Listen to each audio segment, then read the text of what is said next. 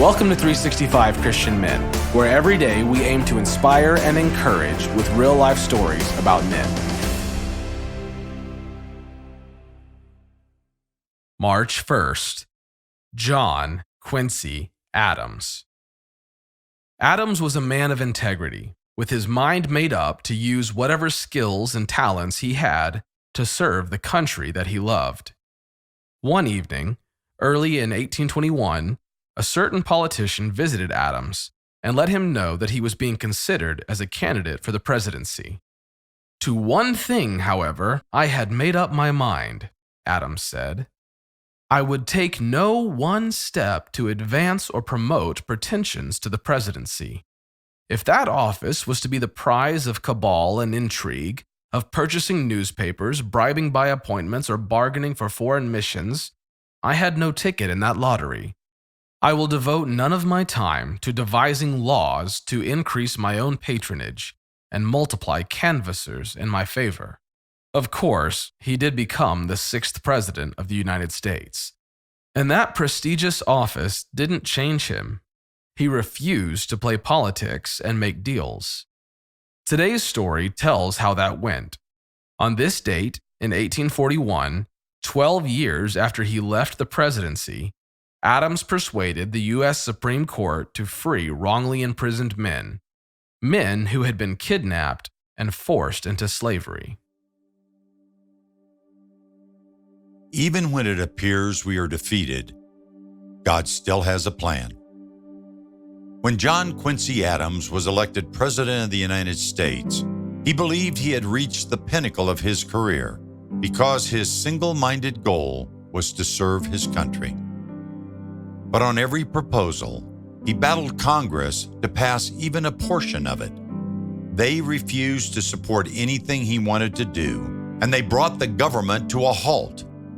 His term ended, and when he ran for re-election, the voters refused to support him. He wrote, "The sun of my political life sets in the deepest gloom." He had set out to serve his country. He wanted to use his skills for the good of the people, and he had failed. But soon, some men asked Adams to run for Congress. His wife and his son were mortified.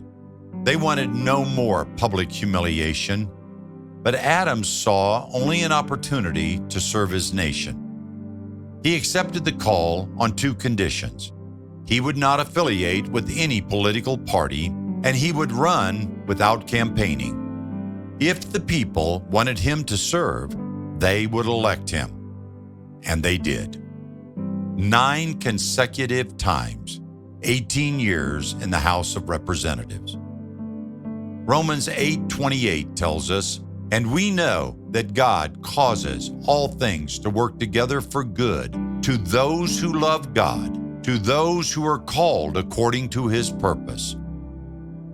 Adams detested slavery and what it did to human beings, and he was passionate and wanted to abolish it. This caused his Southern colleagues to scorn him and hold him in contempt.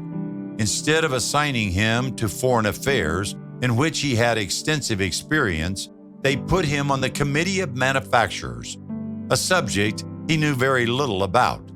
To keep him from bringing up slavery on the House floor, they instituted the gag rule and forbid the mention of the word slavery in House proceedings.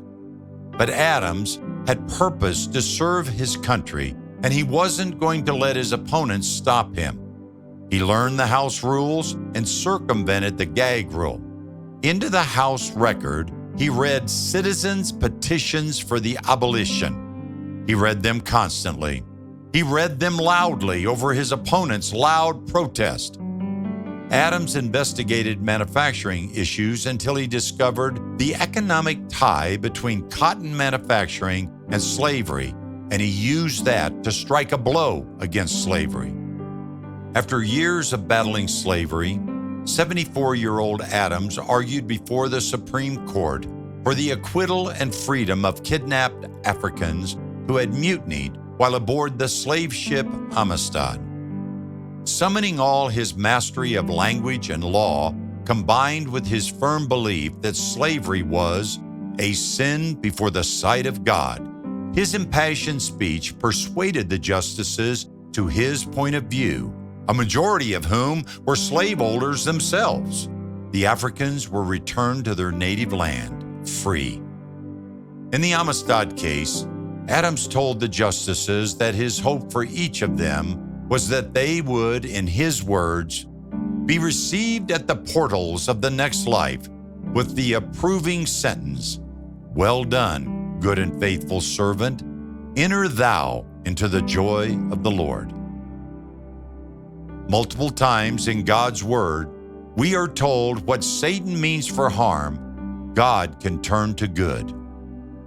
Have you ever seen a situation where someone appears to be defeated and then see where God has turned it to good? Are you in the midst of a situation that feels hopeless and you're beginning to believe you are defeated?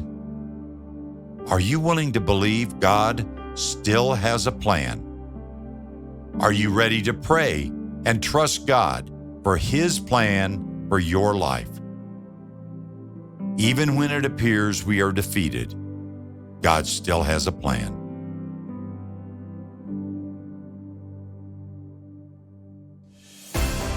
Thank you for listening to today's story.